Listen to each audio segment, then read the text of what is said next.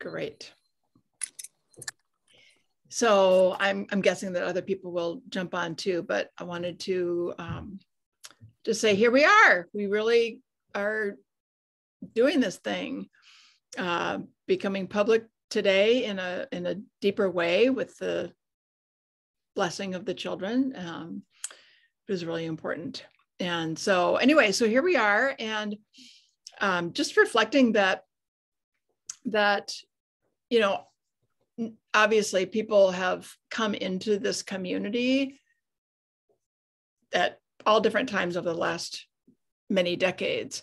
But the community hasn't gone through like kind of an official call process since 1981. So that would be 41 years ago. So, so this is really, we're reading this book called We Make the Road by Walking. And it kind of really is that, you know, it's just a very new process. And a lot of people, you know, don't come out of the Lutheran tradition. And so it's kind of all new language. And so it really is, it's a new thing. It's a new thing. And of course, this is a unique community also, being salt and light and leaven. So there's a lot of newness and uniqueness about this. So what we wanted to do today is just to have the space, Juan Carlos, where folks can just, you know, bring questions about kind of how this works, how you've seen it work, what's worked well, you know, all that kind of stuff.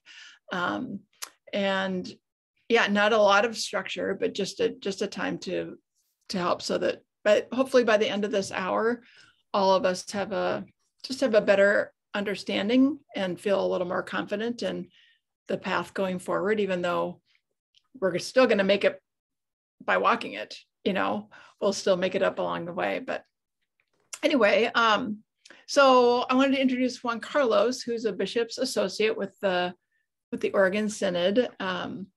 And, you know, as of 2 years ago, this whole call process was unknown to him too.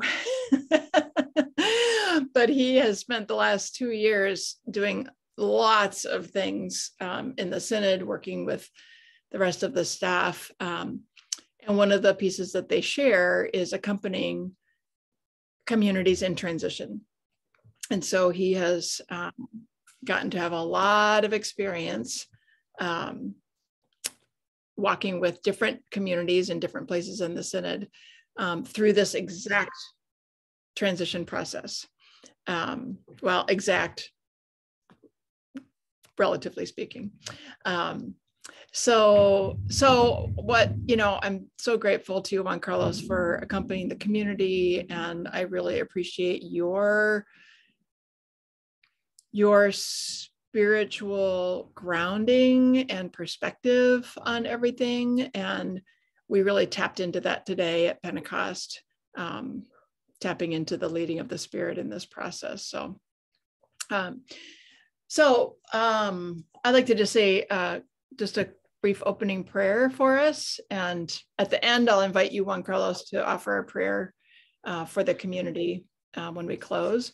But let's offer just a brief prayer now, and then we'll have a little bit of time just for one-to-ones, just sort of get the juices going. So let us pray. Holy Spirit, we have learned and experienced in such a powerful way your presence, your power to make all things new, to lead your people on unknown paths, and yet guide them every step of the way. So we come together today hoping to learn a little bit more, have our hearts and minds opened a little bit more to see a little bit more of the road ahead. And we come to entrust this entire process to you and your leading and your guiding. And so we give you thanks for your presence here among us. Ask that you, through us, raise up all the questions that can be raised today and illuminated today, and give us space to ask and receive answers to more questions along the way. We pray this in Jesus' name. Amen.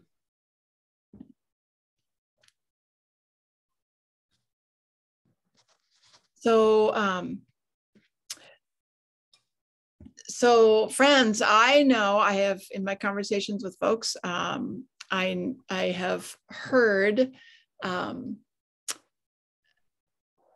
people say that a lot of feelings are coming up as the community enters this process. Some grief, some excitement, some fear and trepidation. So what I'd like to invite us to do is to just for like 8 minutes max, to pair up with somebody and to just share, first of all, just kind of what are the feelings that are coming up for you as you think about the community moving into this process. And then what are the questions that you have? What do you want to know? What would help you feel more confident as we step out into this process?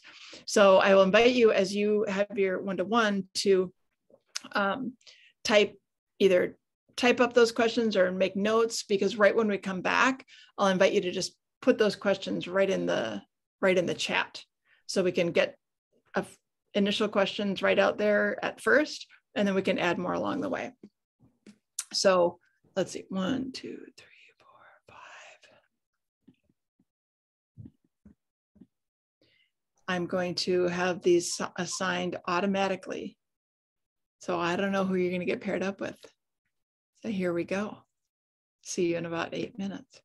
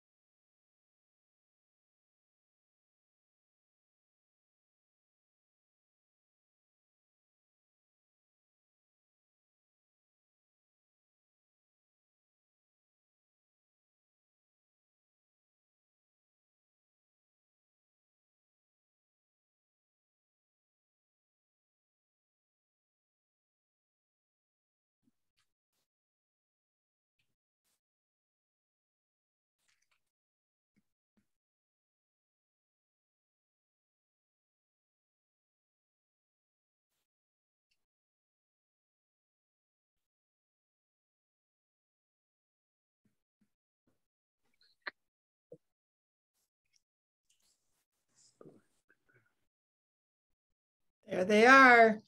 Right. Hey, Mike. Seems very relaxed. Like yeah, I Sunday. had a flight back from Seattle this morning, and I was super nauseous on it. So I've been lying down all morning, and I took a nap. So I have some type of bug. Yeah, Dick Harmon. Oh. Good to see you. Long Good time. to see you. Yes, good to see you. Well, let's just do a quick type into the chat, like, what were the feelings? Give me a one or two word feeling that you're coming up. Just throw them into the chat so we can just see and honor the feelings that are stirring up in the community right now about this process. Trust, apprehensive, ready. Derek's ready. Mike Scott is both apprehensive and hopeful. Awesome. That's right. That's my new language. Yeah. How's that? Possibility. Wait, I don't see yours, Jack, yet. Okay. Well, what do I have to press after I write? Press return. Okay, got it. There you go. Open and ready. Yes. Joe, curiously hopeful. Debbie, confidence in the team. Nancy, excited. Oh, fantastic. Eric, ready? Great. All right. So now let's just take another minute and just throw some of the questions that came up for you that you're bringing today into the chat. And then Juan Carlos, then I'll just turn it over to you and you can see those questions. You can, say some other pieces that you want to say framework wise, or just respond to the questions, whatever you're led to do.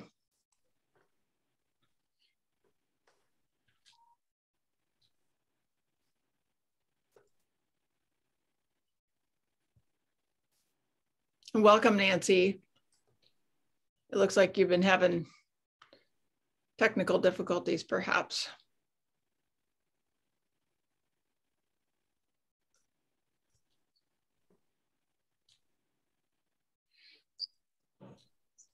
Great, Joe and Deb, thank you. And you don't have to just have one question. You can have 5 or 10. Whatever you got, bring them. Because it's likely somebody else has that question too in their minds.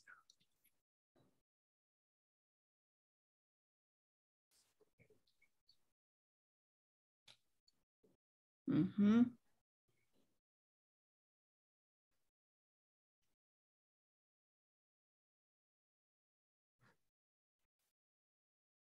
So let's see. So do you see the unique structure, i.e. leaven and salt and light, as being a major hurdle? What does the call process look like? What does the timing look like? Yep. How do we balance leaven and salt and light, Lutheran Church? On page 28. Oh, are you looking at that call document? Or Yeah.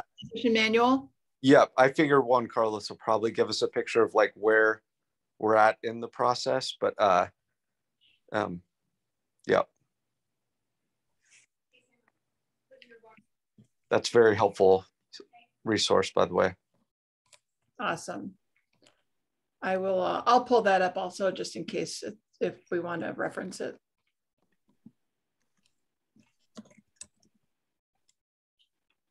Debbie, are there applicants already on the horizon? Whoops.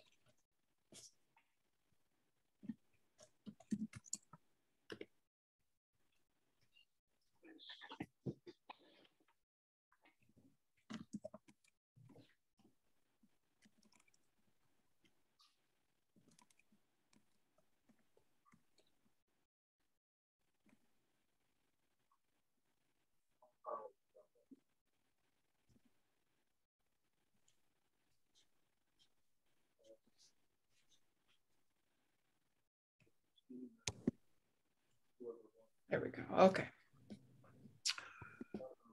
All right. Well, I'm sure there's going to be other questions. So just keep asking questions, just throw them in the chat, and Juan Carlos can address them as he feels led. And I have that transition manual pulled up too, so if that's helpful in any way, I can refer to that. Yeah, maybe we can ask, at some point I can ask you to share the screen maybe with that page. Oh, okay. So maybe everybody can see it. Okay, let's start. Well, thank you for being here. It's a Sunday. You have been worshiping today and also like committed to this conversation. You receive a blessing today in the morning. Blessing is for me, it's very simple to understand. It's like somebody saying good about you, right? It's somebody saying good about you. And we bless because the divine is saying something very good about you.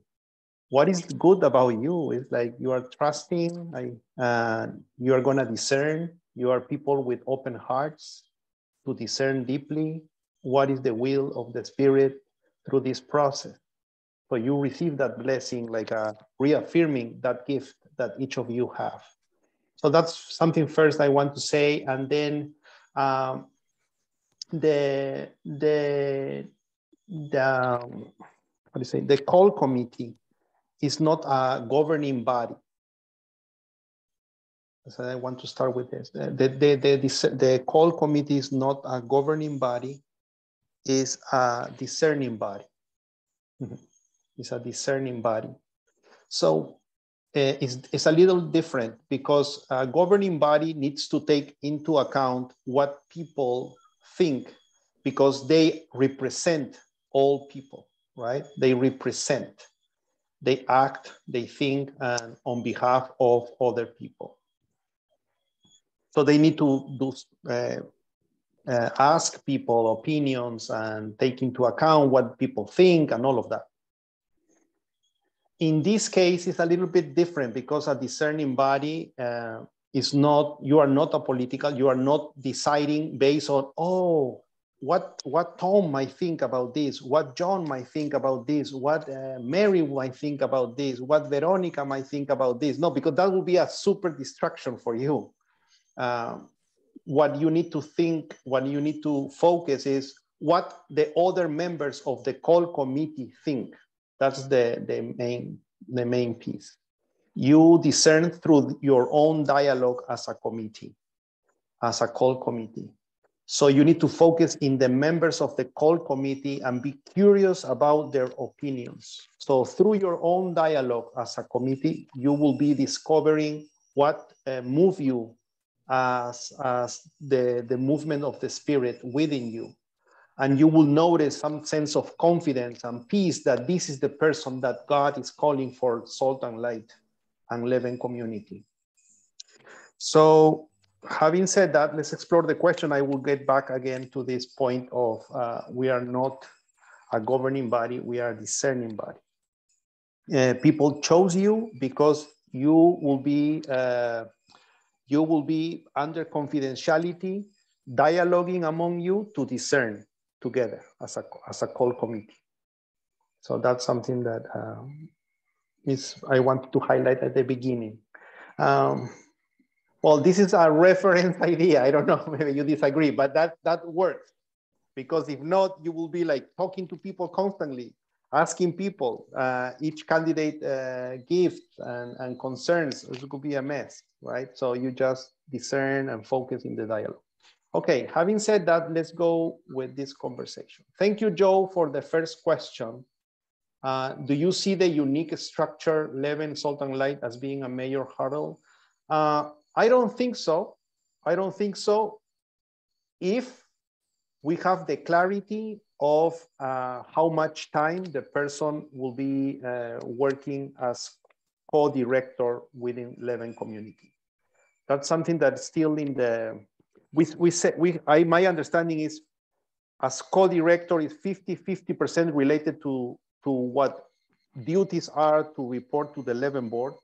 And then it's a full-time pastor in which includes that 50% already of organizing skills. That's my understanding after having conversations with the transition team, the people who submitted the ministry site profile, the document that is the reference you need to use.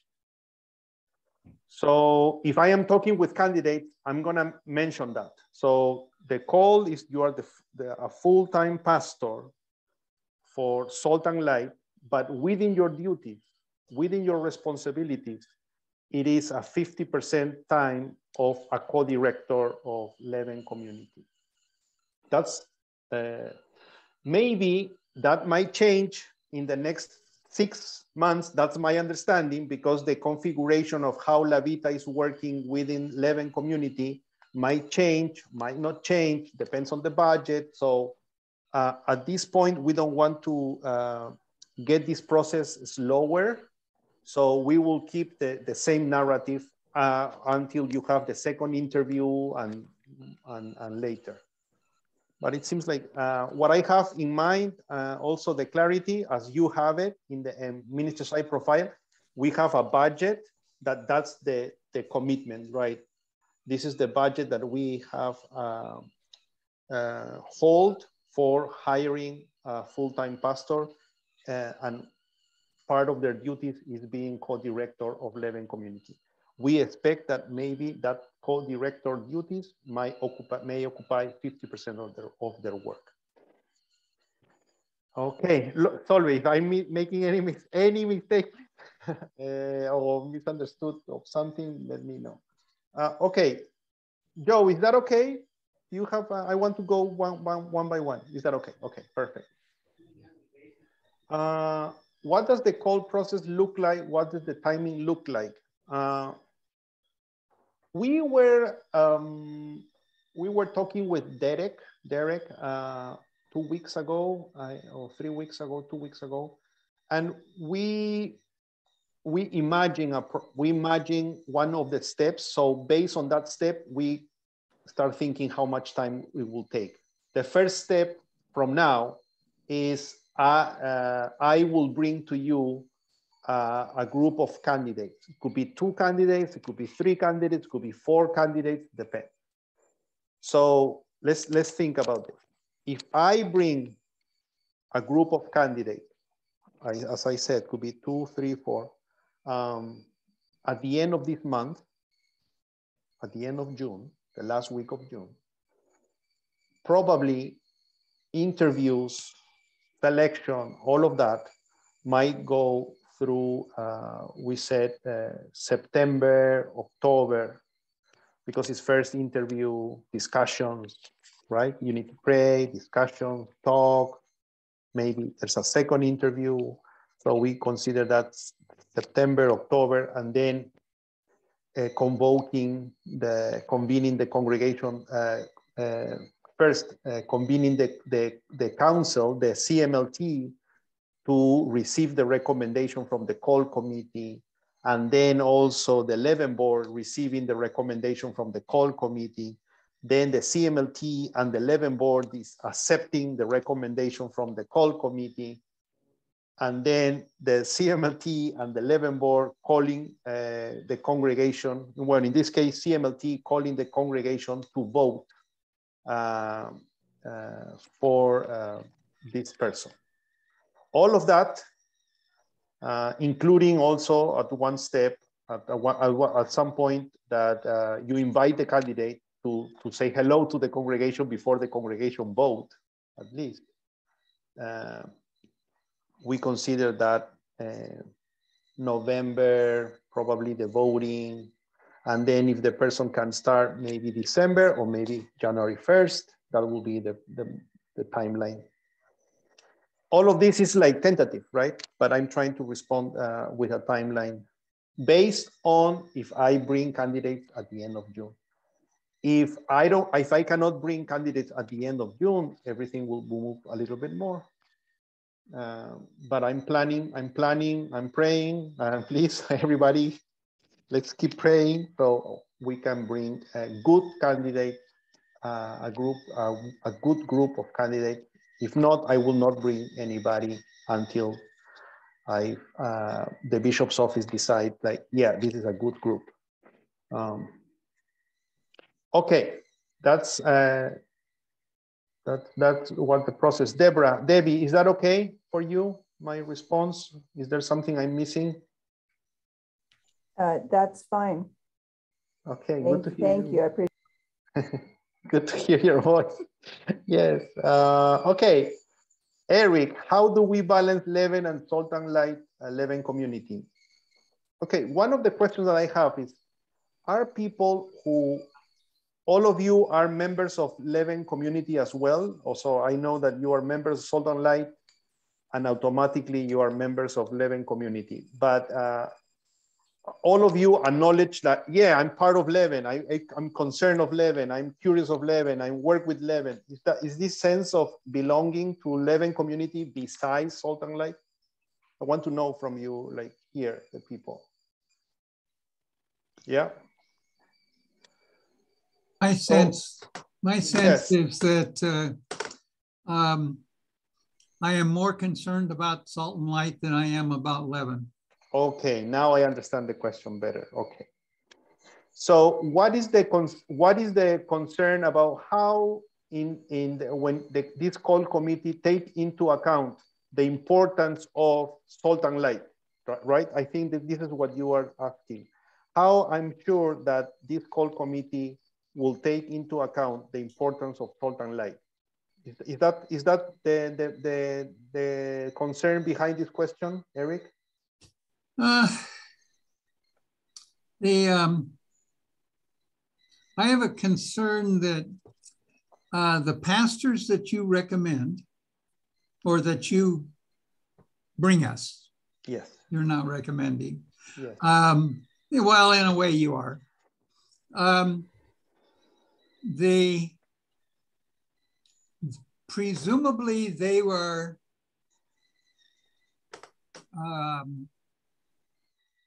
they know their duties as a pastor. They've either been trained at the seminary or they've had congregations and they know that part. Mm-hmm. Leven is unique and they don't know that part. Mm-hmm. And so how do you explain to them or find people who can handle that when they have no experience with that? Mm-hmm, mm-hmm. That's a good question. So you are asking me, how do you, Juan Carlos, explain people the balance between Salt and Light and Leven?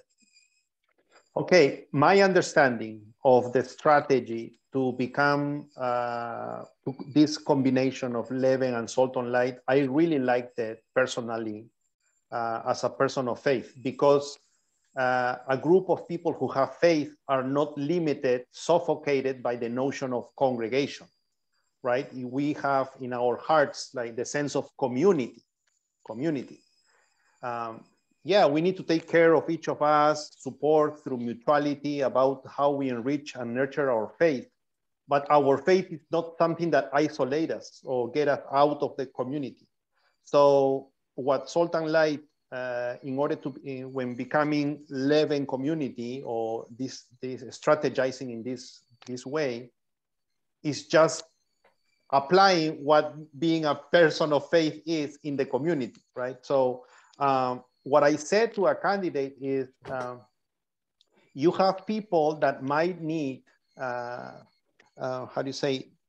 might need to deepen in the Lutheran sources or Lutheran tradition or their spiritual journey with within the framework of what the Lutheran teachings are, but there are other people in the community that might need the spiritual support, the spiritual other ways to be enriched through spirituality from Salt and Light. So that's something challenging for a pastor, because pastors say, no, my mind is just used. It's like I just speak English, so I talk only with people who speak English, right? No, we need to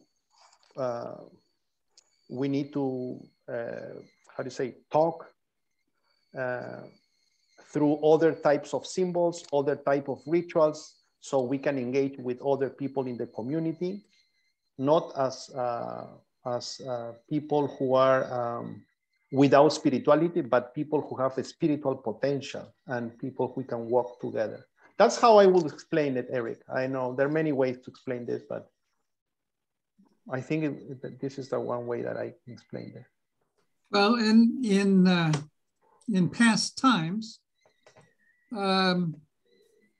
what Levin is, part of what Levin does would have been just called social ministry in the church. And in that sense, it's not unique, but pastors have strengths in various areas, and and not very many of them have strengths in all areas. Yes. Well, thank you. And I want to take into account other questions here in the room. But one thing, when people talk about mission, what I heard in different congregations, people mention social ministry. And when people talk about social ministry, people talk about let's feed the hunger, let's provide shelter to the people who are houseless, like bringing a service, right? You bring a service. So the communion is among the members of the congregation, and then the connection with the community is through services. We provide services. I think that's another paradigm different from what Bishop Laurie has been encouraging all of us to think that we walk together. We don't provide services. We walk with people. Through mutuality, through friendship, we walk with people in the community. And with people, we'll figure it out how to support one another, to provide house, to provide food sovereignty, all of that, right? So it's a different approach of how we walk. I think it's very helpful, this walking together is synodos, right? Synodos, the word synodos means walking together. So I don't explain a candidate social ministry. I explain a candidate that the people who are part of Salt and Light, they don't want to walk alone only with them. They want to walk with people in the community. So I feel like your proximity to Salt and Light over the years, Juan Carlos, I have a pretty secure trust in your ability to understand who we've been, and then the work that we've done with the profile, who we want to become, and then your ability to articulate that too. But I appreciate you reflecting back some of what Eric's asked about. Yes. Thank you that you've been close enough to us that we trust that you get us enough. Yeah, and I'm not gonna filter a candidate. If I notice that the candidate have doubt, I will allow the candidate to ask you directly as a call committee, and you will share with them what is your experience. I'm not gonna filter a candidate based on my opinion. What I do is a good, sorry, I think I need to spend time on this also. What I do is not discerning on your behalf. What I'm doing is checking some key points that helps you to not be distracted on, for example, like if there's a concern from a bishop in other synod about this pastor, there's confidential information among bishops. So the bishop office has access to this type of information, and we review that this person doesn't have any red flag, and then we recommend you as a group. Not only that, I also talk with them in order to just smell the leadership there, I don't know. And also if the person resonates with the horizon or the values of the synod, right? We have, if you go into the webpage of the synod, you have our values, how we are walking together, how that's the horizon looks for us, what we see as a communion here in Oregon. So I ask candidates as a first conversation saying, hey, what do you think about the horizon of the Oregon Synod? And then I start noticing if the person is really engaged with those type of values. So I will recommend and give the candidate to you saying, this person is attuned with the horizon, it seems, but you need to explore more and dig into each of them. and they will ask questions to you as well. Yeah. Eric, is that okay for you? Yes. Thank you for your thank you for this. One thing came up in your previous answer to Debbie. Are you planning to recommend several people at once, or are you planning, or would you recommend only one? Let me see how many questions we for have us here to in the interview. room, and I can bring back to you just a second. I want to see. Okay. Let me finish other questions, Eric, and then we can go that's back fine. to this. I don't want okay? to hog this, but No, but let's keep that. Let's keep this. Let's keep this, okay? Keep your question in mind, please, or write it down so in the chat I can pick it up again. Okay, on page 28, where exactly are we at? So, Solveig, do you have this? Yes. I think it's phase 3, what he's mentioning. Yeah, it's the basic process outline. So you are in phase 3, right? Starting with phase 3. Yeah. So phase 2 is when Solveig started, when Solveig arrived to you, or arrived, sorry, at Leven, and Solveig has been accompanying you through this first, what means transition, how we reflect on the mission statement, how we describe this ministry site for candidates, all of that, Mike. Phase 3 is when you finish the ministry site profile, you establish a call committee, and now you are waiting for candidates. So that's phase 3. Is that helpful? Yeah, and I think I would just add to that between now and when the call, and we're calling it the call team, anyways, The call team, yeah, receives candidate names. Between now and then, Derek and Nancy and I talked about there's a few things that we're doing. I mean, we're gonna meet to establish trust and relationships. We're gonna set up our own kind of culture of expectation within the team. We're going to do the next 2 Sundays. We are going to get some more feedback from the community around questions that they might ask, that they might want to ask a candidate, but the call team will then take all of those questions along with the MSP to discern the questions to actually ask the candidates. And then preparing to be able to do the interviews, right? And function really solidly as a team. What do you need to know? How do you want to work together? That kind of stuff. So that is going to happen in the next month, basically. That's the process. That's helpful, Solveig. So that's our next piece of work, is to kind of norm together as a team. What are our questions? How we approach working together? Yep. Okay. Yeah. So basically we're actually in terms of the manual, Mike, we're kind of right at the bottom of page 27.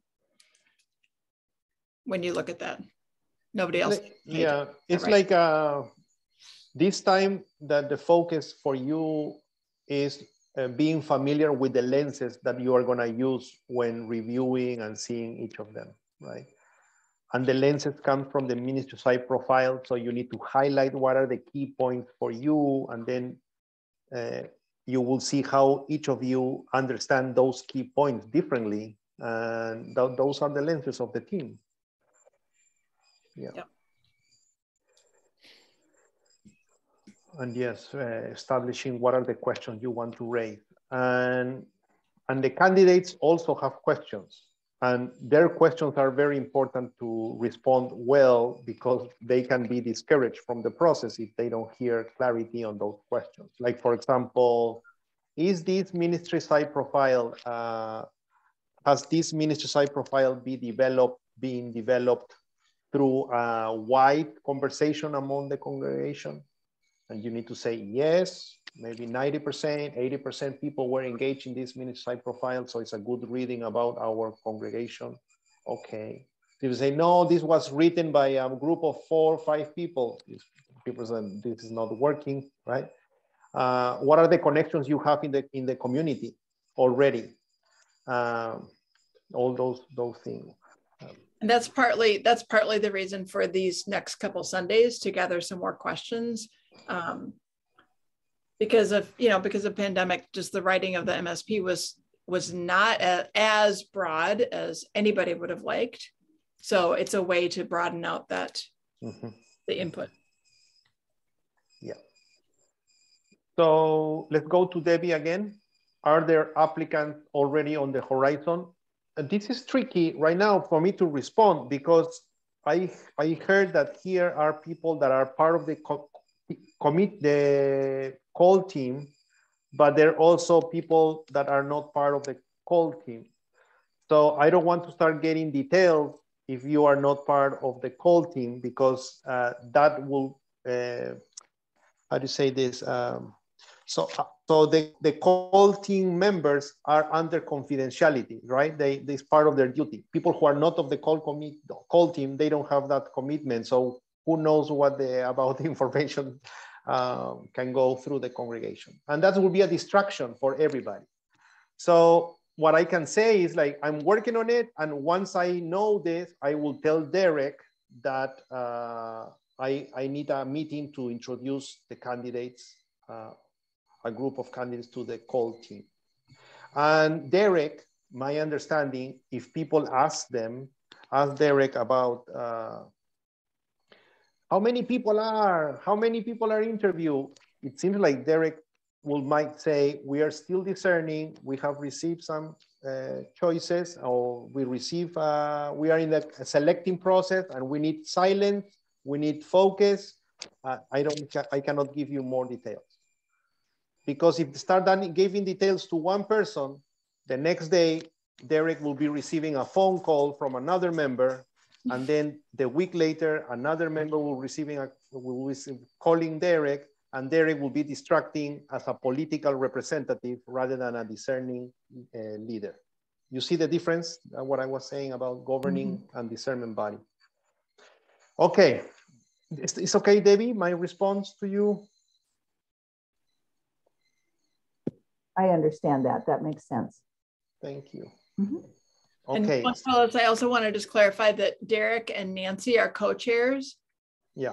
So you'll always be, even if you call Derek, you're talking to Derek and Nancy. Just excellent. And that's a progression since we last spoke, Juan Carlos, that Nancy's officially affirmed what we were hoping that she would. So she and I will co-lead the process. Okay. So when I see Debbie is Nancy? No. Oh, sorry. No. Yeah, Nancy's having trouble on her phone. Nancy's not here right now. Okay, so Nancy and you are the co-chairs. Yeah. Yeah, Nancy Phelps. Yeah, okay. Okay, so let's go there. Do we use an interviewing evaluation framework? That's a good question.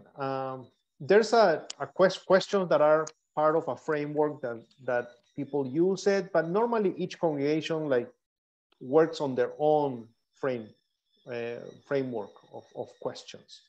So you might need to develop that, Derek, and all of you. Yeah, Derek is an HR professional. I'm sure has some frameworks. I have some from work as well. Excellent. So, excellent. Yeah. And you will test those questions within an interviewing practice, and with somebody who might play the role of the candidate, and you can practice that. We can work with Solve, or we can look for another pastor or another pastor in the area. But if Solve can do it, we are good with it. Is that helpful? Yes, that's great. Yeah. Thank you, Juan Carlos. Brent. Amy yes. Wallace brings HR experience too, so she may have something to add to that conversation as well. Cool.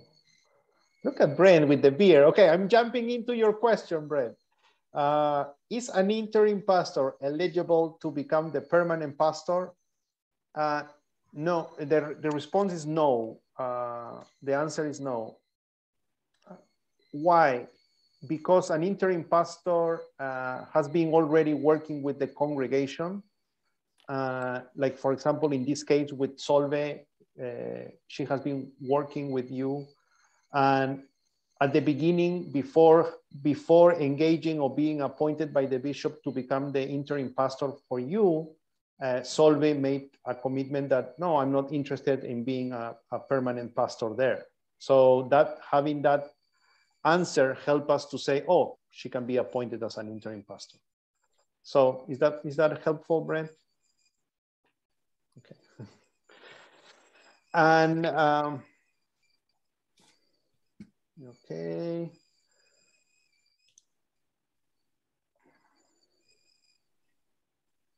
There are one more point about this, Brent. There are pastors that before being an interim pastor, they tell the bishop saying, well, but I'm interested to be permanent pastor there. So we cannot appoint that person, so that person can go at the end of the process when the call committee is established and the candidates are put forward before the call committee. Okay, does the pastor have to be ordained in the Lutheran Church? No, the answer is no, necessarily. It could be an ordained minister within one of the churches that with which we have, sorry about this Sunday, with which we have full communion. Okay, full communion. So the Presbyterian, the Methodist, Episcopalian, even though United Church of Christ. So there's more than just the Lutheran possibility.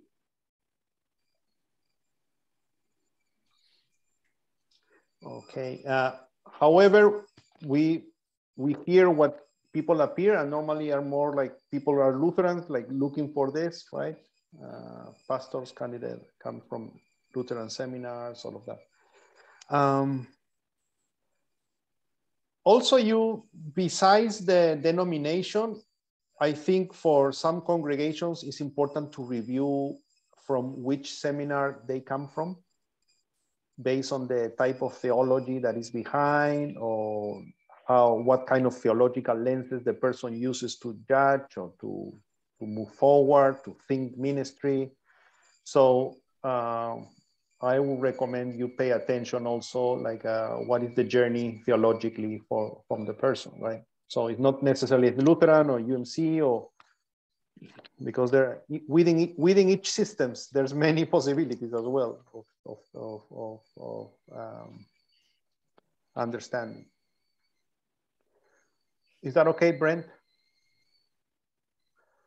Okay. At one point, Mike, Carlos, at what point should we share with a candidate that the structure of Leve may shift such that they are no longer just a co-director? Like, should we disclose at some point, like maybe after the first interview, that they could assume more responsibility at some point? Like, that could be crucial in their own discernment process. Like, someone might come in saying like, yes, this call feels right to me in that I'm co-directing with someone, but then to hear 6 months later that that person might move on due to budgetary reasons or own personal choice. Should we be upfront about that as a potential? Yes, I think you should be upfront about that. Okay. I think if you explain that that the CMLT and the board, 11 board will take into account the capacity of one person to do many things, I think there are things that the person cannot do, right? So if you say, well, we will take into consideration the balance and the harmony in your life. So yes, you for now you will keep, but we will provide support through lay leadership and around this or something like that. And then my question that comes right after that, you could disregard. I think there's some more important questions before that. In hiring in the nonprofit work, is the same question? Don't worry about that one. Okay. Would you recommend one candidate or a group? Either way, I can recommend just one person or I can recommend a group of candidates. what is the difference and why I will go in one direction or another. If, for example, there's one candidate that reached out about this process and I found that this candidate is brilliant, like a super good gift, like I feel like enthusiastic about this. I know that if it's really, really, really good, they might be committed in not only one process, right? They might be curious about other congregations that are good in not only in Oregon, maybe Washington, maybe California, maybe, I don't know, depends on where the person is open to go. So I will tell the co-chairs of the call team that, hey, I have a good candidate, but if we delay in the process, waiting for more candidates, we may lose this candidate. So are you open to discern just this candidate for maybe 1 month? If you said yes, you start interviewing this candidate without having any source to compare with others, just you discern based comparing with what your experience in your heart is, and maybe you can choose just that candidate. That happened in other momentums, in other congregations that I found, and really was a good decision that the people interview and they say, no, we don't want to wait more. We have this person. This person is great. Let's go second interview. And then, whoa, no, we are so grateful. Let's keep going. So they don't have a problem. There has been congregations that I introduce a group of candidates, 3 candidates, for example, or 4 candidates. Don't expect like a huge number of candidates because this is different times from the past, but let's say 2, 3 candidates and a congregation said, none of them we liked. So what is gonna happen next? I need to bring another group of candidates, but it will take time. So it depends how the Spirit is helping us to discern, to move forward with this. Well, the Spirit is always helping us. It's like how it's timely for us to have the candidates or not, right? Is that okay, Eric? So I will be completely sincere with the co-chairs about this. I will give my idea, but the co-chairs can say, no, we want a group, because without a group, we will not discern well. Okay, take the risk, and maybe the person's still there when the groups comes, or maybe the person is not, but it's a risk. But it's up, you will be deciding about that. Okay, how does our position get advertised by the Sino? Yeah, it's a good question. So there's a system in the ELCA. Every pastor in the United States and outside of the United States who are, for example, pastors who are in global mission, if they are looking for a call, they review the vacancy, right? Where the vacancies of ministries site. And some of them are looking in some geographical areas specifically. So when you submitted your MSP and was already active by Bishop Laurie, I don't know, like 2 months, 3 months ago, 2 months ago, sorry, I don't remember exactly, 2 months ago, right? Easter, after Easter, yeah. Easter. Well, 40 days, yeah. Okay, yeah, Pentecost, yeah. Yeah, almost 40 days, like, yeah. So, so they review that, and what they see is just the initial phrase, like advertise the ministry site profile in the system. And there appears my name. If you want more information, contact Bishop Associate Juan Carlos Lapuente.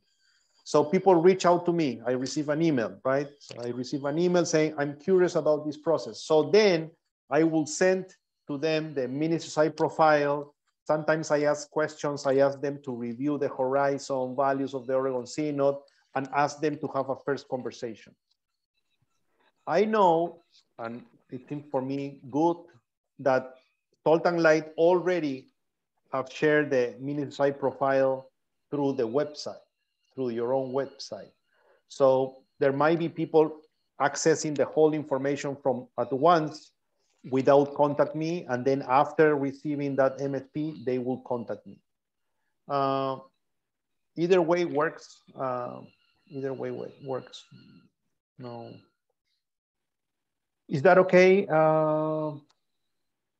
Derek? Yeah.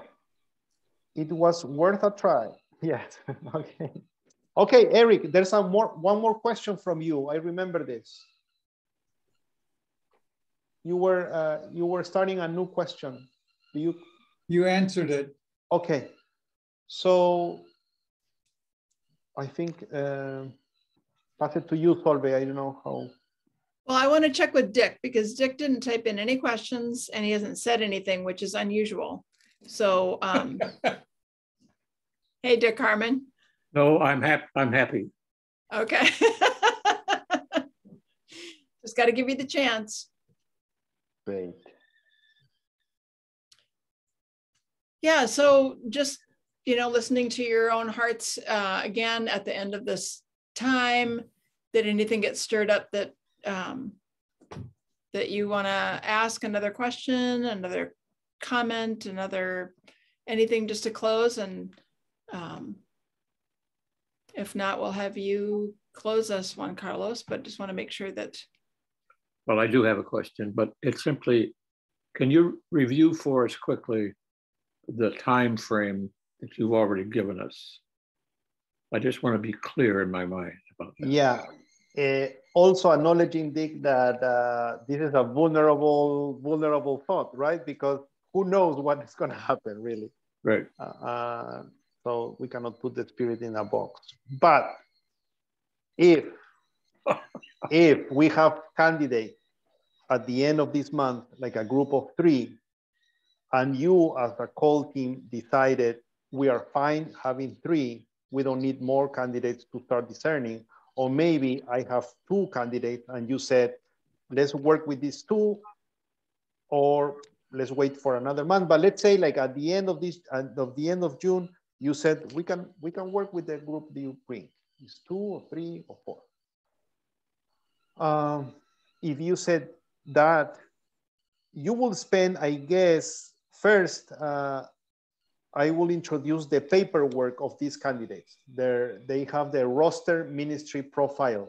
They don't use this curriculum vitae notion. They have the roster minister profile. That roster minister profile should have been approved by their bishop, where the person was ordained or where the person is working. They cannot share with me a paper that is not signed by their bishop. So I will introduce that official paper to you. And so then my experience is that you as a call team will be discussing based on those paperwork, not in the same meeting. You will have another meeting without me in which you will be discussing, highlight strengths, concerns about each of them. Let's say 2 weeks to discuss. I don't know what the rhythm will be for you to gather, but let's say 2 weeks for discuss and conversations, praying. So then mid-July, let's say, you will decide, we want to interview all of them for a second instance, for a second time. Or we want to interview 2 of them, or we just want to interview 1 of them. I always recommend, if there's no huge concerns, to interview all of them, because things that are in the paper never is well said as when the person can talk. But if there's huge concerns, people feel totally discouraged with someone, that is very weird, because if not, I would have never brought those people. But second interview, let's say you need to schedule with the person a second interview. People have schedules, all of that. Let's say mid-August, you will finish the second interview. Mid-August. Then you will be discussing. Some of you might say, let's do it. No, this is great. I feel the spirit. No, I feel discouraged. No, this is a concern. Let's go have another conversation with the candidate. So probably you can have another conversation. Let's say, probably you just decided and very confident, strong sense, you recommend this person to the CMLT and the Leven board. Somebody needs to talk to the CMLT and the Leven board because they will say, why this person? And you will say, this is the highlights. This is why we said yes. And that's it, right? Let's say mid-September, the CMLT and Leven board will be discussing financial packaging, right? The financial piece. I think you have in the ministry side profile as the call team a budget, but always those are movable pieces, right? So the CMLT and the Leven board will be reviewing that budget and start talking with the candidate. Well, this is the right number that we can afford if you start in January. If you start in December, this is the situation. So the candidate and the CMLT and the Leven board will be discussing if the candidate say, yes, I want you to vote on me as the congregation, right? So let's say mid-September through mid-October, all these discussions about financing. It could be sooner, but since you need to discuss this co-director piece still a little bit more at some point, I guess 1 month will be good. So mid-September, through mid-October. In mid-October, let's say CMLT and Leven board convene the congregation for a greeting to have a greet and meet to the candidate before voting, right? So greet and meet. You schedule, you negotiate with the candidate, if the candidate can come or not, how much you pay for the person to come, if you want to do a Zoom gathering, if you want to do in-person gathering, all of that. So if the person can come, let's say mid-October, like first week of November, the candidate can come.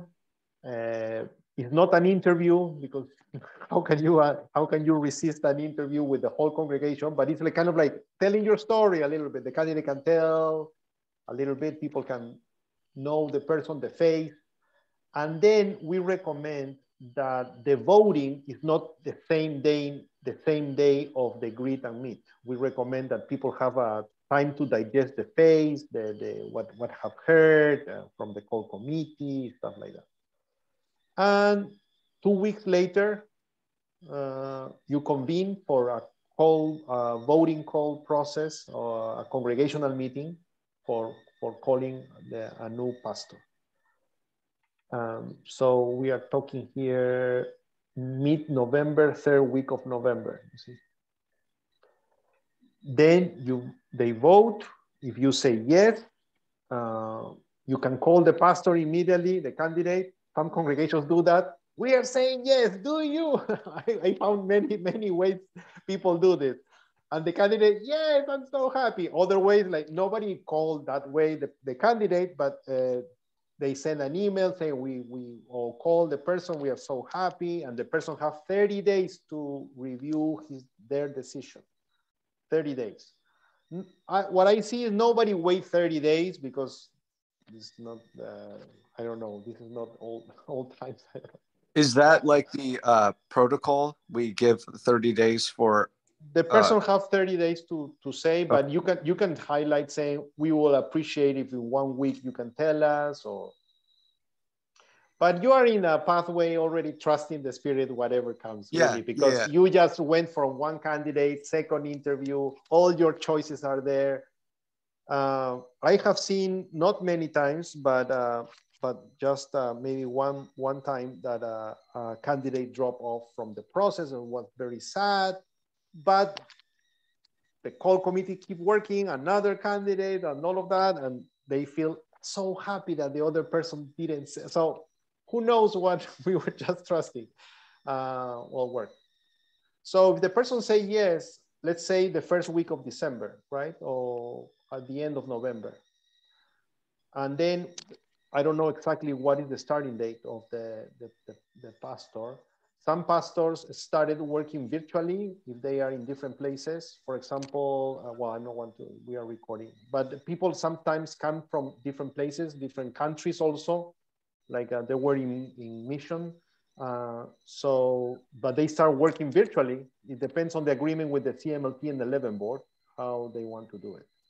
Some of them, I don't know, who knows, but if they live here in Oregon, it will be easier and they can start earlier. So let's say December, or my guess is January 1st. So when talking with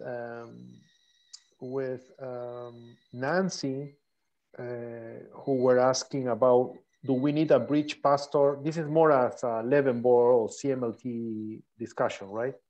What if we need a bridge pastor? I said, probably you need to start thinking about somebody for taking responsibility on Christmas, right? Christmas, all of that, just in case, because maybe the person cannot start at the beginning of December, but who knows? Is that helpful? Yes. Dick? Yes. Thank you. Thank you. Yeah, my pleasure.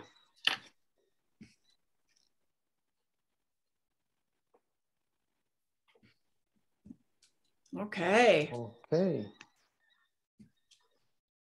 Well, this is great. I really appreciate your time, Juan Carlos, and appreciate everyone showing up and asking the questions. And yeah, just as a reminder that we haven't figured out exactly what the support will look like, but starting in July, Mary Peterson will be kind of a support person for the call team.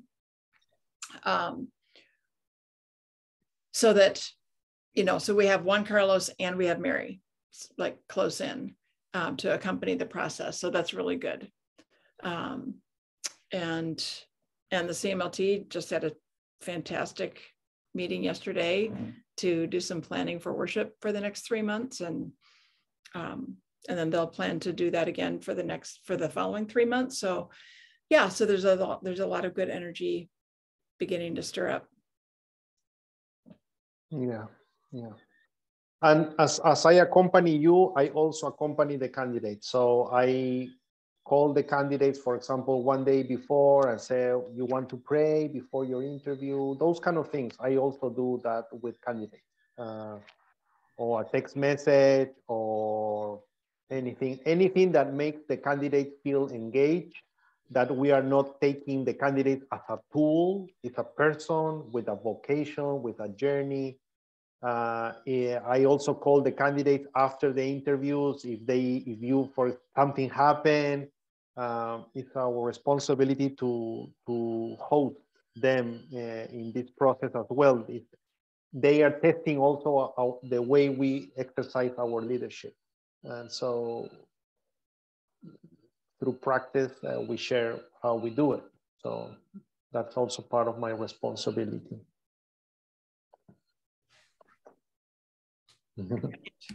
Yeah.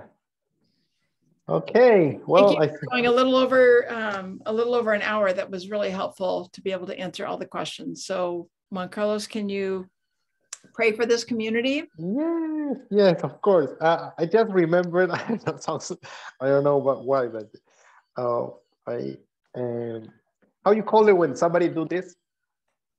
Oh, like wake you up or wake you up at the prophet, no? When the somebody to the prophet when awake. I got slapped by the bishop when I became a. Yeah, okay. Swap is the word. Okay, there's also in the discerning process, like the swap, right? And the swap, and normally in the Bible, it is swap is also connected with be silent, right? Be silent, like stop talking, so I want to remind you of this today, like stop sharing your ideas with people in the congregation. Share your ideas among you as a body. Discuss. If you have something, tell Eric or Joe, tell Dick or Brent, tell Mike, like this, among you. So protect a safe space, a sacred space in which you can discern together, rather than being distracted with many thoughts, many faces, many people calling you, asking you many things. So I will pray for that. Okay, well, we are here.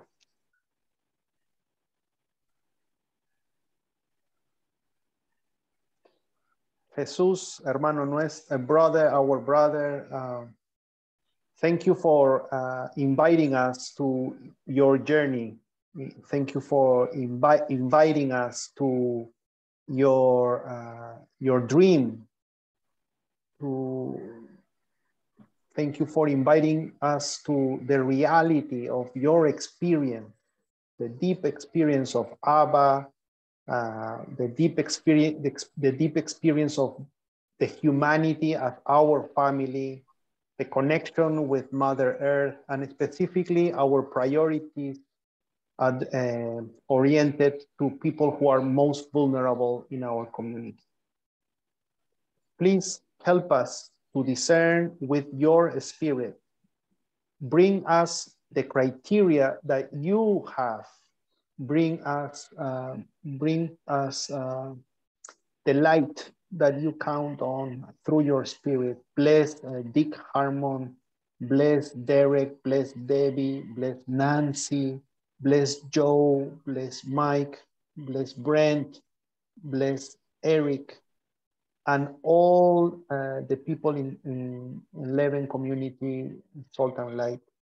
So we can see what you want for this community to follow you closer, a little bit closer in the following years. Amen. Amen. Amen. Amen. Thank you again, Juan Carlos. Gracias. Thank you. Gracias. Un gusto verles. Very nice to see you. Beautiful. Bye-bye, Solve. Thank you. Okay. All right. Next step coming up. Bye-bye. Coming up. All right. Bye-bye. Bye. You all take care.